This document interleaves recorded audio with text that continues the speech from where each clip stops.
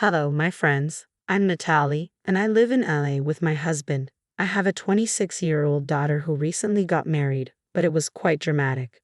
I'm just happy she's finally settled. Her husband, Victor, is a nice guy, and I'm sure he'll take good care of her. I had an ex-husband who works in a corporate office. I was already working at a local pharmacy when he got that job. He was always very relaxed and indifferent, like the typical man, while I was the typical woman. We fell in love quickly and got married. But our marriage became boring over time. He'd leave for work early, come back, talk a little, and then go to sleep. I don't understand why people like this want to get married. Our relationship had no middle ground. It was either extreme love with parties and gifts or cold silence. I expected a typical love marriage that would start fresh and fade as we got used to it, but I didn't expect such extremes. When Robert and I tried to have a baby, I had many complications and miscarriages. The doctor told us that Robert had an untreated condition his parents had ignored, making him sterile. I wasn't hurt, but Robert couldn't handle it. He felt humiliated and stormed out of the clinic. When I got home, he wasn't there. He came back late at night. "Where were you?" I asked. "With James and Colby." "Why?" "Because you were mad at what the doctor said." "Are you a child, Robert?" "Don't bring that up. I don't care what he says. We will keep trying, okay?"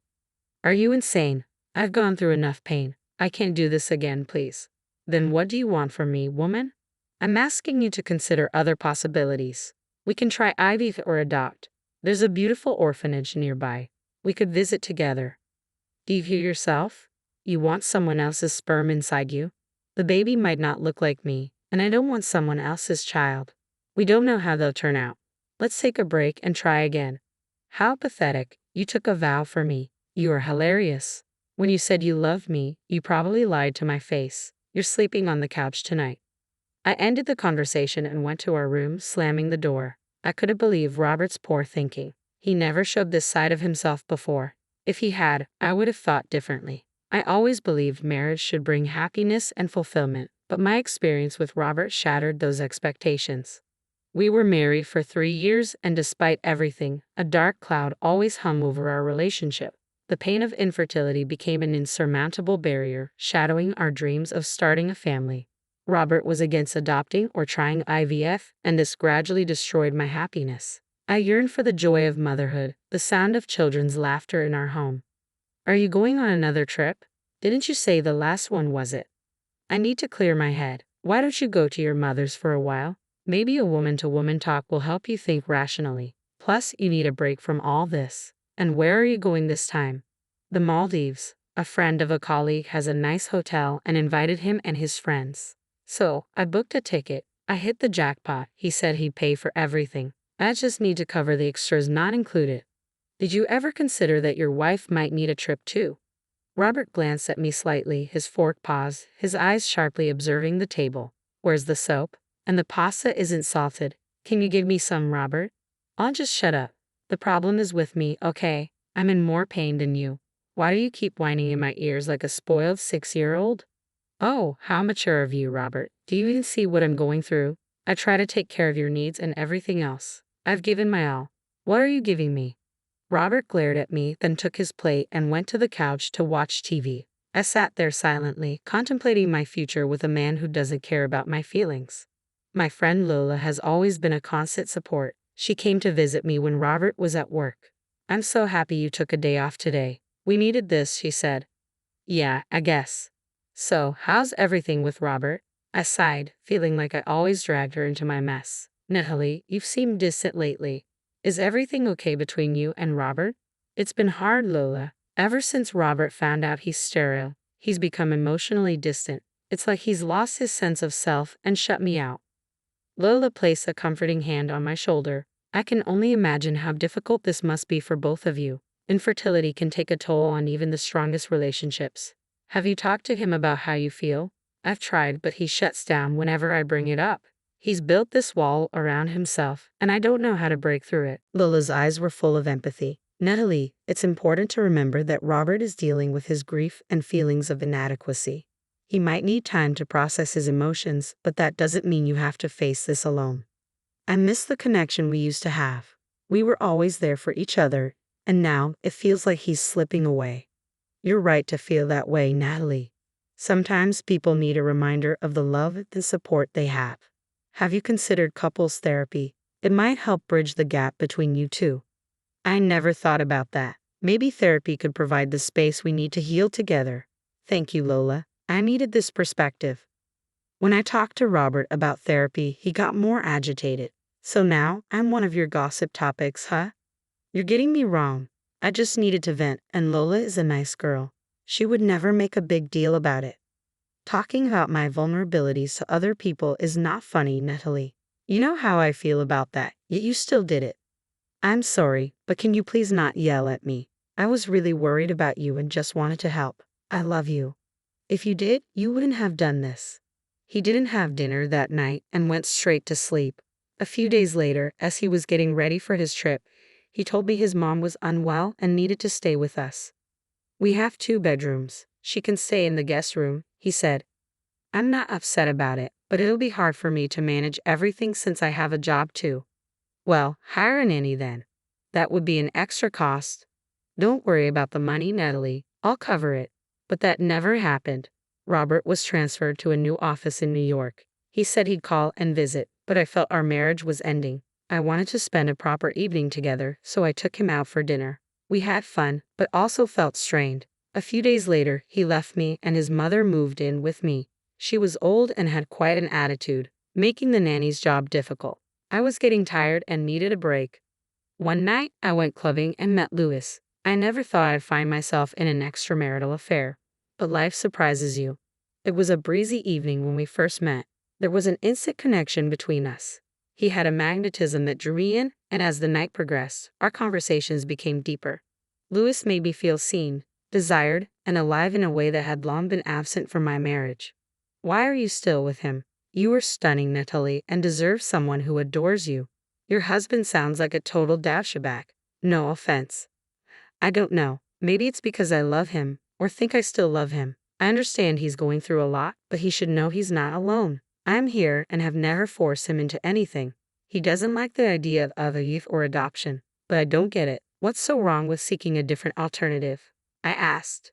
Damn, his personality screams insecure, Louis replied.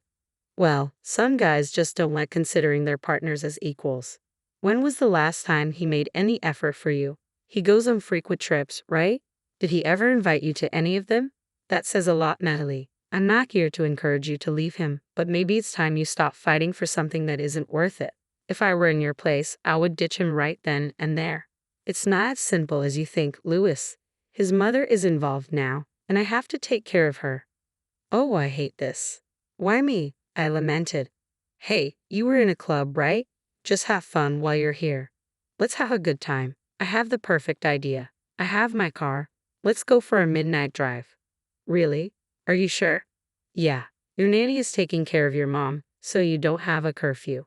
Come with me, we'll get some greasy fast food, lie under the stars and talk. Sounds good. Sounds cute. I don't mind at all. As time went on, our encounters became more frequent. Our stolen moments were filled with giggles and whispered confessions.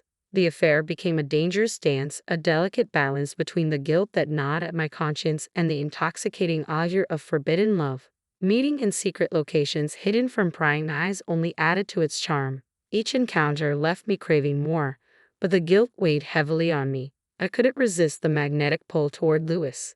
The consequences began to sink in when Robert video called me. The guilt I carried seeped into every aspect of my life. I saw the pain in Robert's eyes, the growing distance between us, and the erosion of trust. I wanted to end the affair and remain friends with Louis, but when I went to his apartment, I was overwhelmed by his charm. He welcomed me with a warm smile, and as we talked and had a few drinks, I ended up kissing him. That was it. I had made a mess.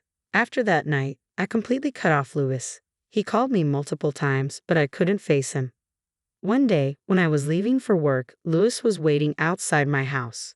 He stood in front of me, blocking my way. Please, Natalie, I'm sorry. I got carried away. I know I made a big mistake. I swear it wasn't my intention. I thought we were having a nice night. It wasn't your fault. I was the one who kissed you. I am the one with no self-control, I said. Hey, look, I didn't mind. I understand what you're going through. You know nothing about me. Don't even try. I had the most amazing night with you. I can forget it. Be with me. I can keep you happier. Maybe I don't earn as much as Robert, but I can make you content. That man doesn't deserve you. I'm still married, Louis. Please don't ask for something I can't give you. And please don't meddle with my matters. Let's forget this ever happened. I broke his heart that day. I pushed away the man who could have probably saved me, but I knew it wasn't the right time. 2 weeks later, I took a pregnancy test and found out I was pregnant. I was both happy and shattered. I knew this was Louis's child. If Robert ever found out, I shuddered at the thought. I decided to keep it a secret. When Robert found out, he was shocked beyond imagination. He kissed me, hugged me, and spun me around, calling it a miracle. He threw a huge gender reveal party. I didn't know how to feel. Louis tried to contact me many times, but I avoided him. You did what? Please tell me you're joking. When did this happen? Lola asked, shocked. It's a long story, Lola. I'm sorry. I don't know what else to do. Robert has no clue about this. Not even the nanny knows. Just you. I don't have the nerve to say anything to anyone. What about Louis? Should I tell him? I can if you want me to. Would that be a good idea? Depends on if you like him, but I would advise you to just go on with whatever is happening. Don't overthink it. There is always a right time for everything. For now, keep it a secret. Years went by, and our daughter Josie grew up unaware of everything. She always knew Robert as her father. Robert didn't change much as he got older. He was still the same. He only talked to Josie and sometimes made fun of me in front of her. Every time I asked him why he did that, he said it was harmless. He created an invisible wall between us. The weight of my secret grew heavier with each passing day, suffocating me under its immense burden. I watched Robert interacting with Josie, hoping my indiscretion would remain hidden forever, sparing us all from the unimaginable pain that would follow. As more years went by, the facade I had carefully constructed began to crumble, and I knew the time for secrets had come to an end. We were planning Josie's wedding. Time flies. One day, they were sitting in the living room when I entered and asked Josie to excuse us. Maybe because I was shaking a lot, Josie left immediately. What is it, hon? Something wrong? Well, if you have nothing to say, there are a few things I need to discuss. First of all, my salary has been cut. His voice faded in my head. Jesus, did you even hear what I said? My money has been cut down. We need to save up. How much do you have in your bank? Also, my mother's allowances. Can you please shut up? I have something to tell you. I interrupted. With a heavy heart and trembling hands, I confessed the truth to Robert, laying bare the web of lies that had ensnared us both. The anguish in his eyes mirrored the pain that now consumed me. The man who had never truly loved and supported me had been betrayed in the most unforgivable way. I forced myself to forget Louis, but deep down, I knew I loved him. He wrote me an email every year asking how I was doing. All I could say to him was to forget me. It felt unfair to Louis. You did what? You heard it. I don't want to repeat it. You're telling me that Josie isn't my daughter? No, she isn't. Then whose daughter is she? Which brat did you sleep with? Tell me. That is none of your business. Robert stood up violently, shaking the objects on the table. Josie heard the noise and came running, startled by the sudden shift in tension.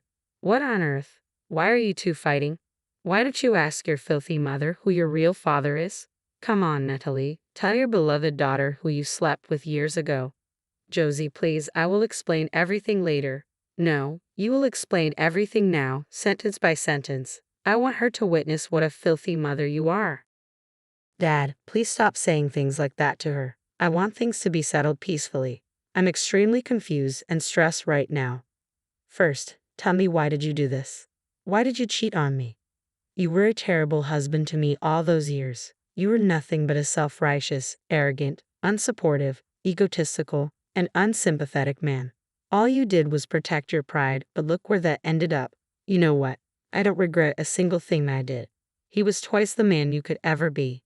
Robert was so enraged he wanted to lunge at me, but the nanny and Josie both defended me. Ultimately, he left the house in a burst of anger. The next day, he sent an email saying he wouldn't fund anything for Josie's wedding and wouldn't attend. I felt extremely bad for Josie, but I knew I had the willpower to make her wedding a success. I couldn't hold it in any longer. I contacted Louis and told him everything. I made simple arrangements and knew how to give Robert a lesson. A week later, I called Robert. Why the hell are you calling me? I've already told you I am not. Oh no, I just called to say that I dismissed the nanny. Your mother is probably alone right now, and I have left with my stuff, so the house is yours. Do whatever you want. I just don't give a damn. Wait, what do you mean you left? And what about mom's allowance? Not my headache anymore. She is a pathetic person anyway, gave the nanny an extremely hard time. Plus all the bills and stuff will be paid by you from now on. I am not doing it. You escaped your marriage and responsibilities all these years. Now, let it come and bite you back. Wait a second, Natalie. Honey, please, you know my expenses have gone down. I know, just like I said, it is none of my business. Goodbye, Robert. I cut the call. The tragic tale ends here. Louis and I met at a pub again, and it was so happy to see him. He was still the same, bubbly, cheery, and romantic. We both planned Josie's wedding. It was done at a fantastic location. Though the venue was small and compact, it was warm and filled with people we genuinely loved. We had a joyous celebration with food, music, dance, and a lot of jumping around. Robert kept calling me, but this time when I ignored his calls, I felt no guilt whatsoever. I was with my daughter and the man I loved most. The most beautiful part was that I could reunite Josie with her true father, who walked her down the aisle. I know I have a lot of explaining to do, but all that can wait for another time.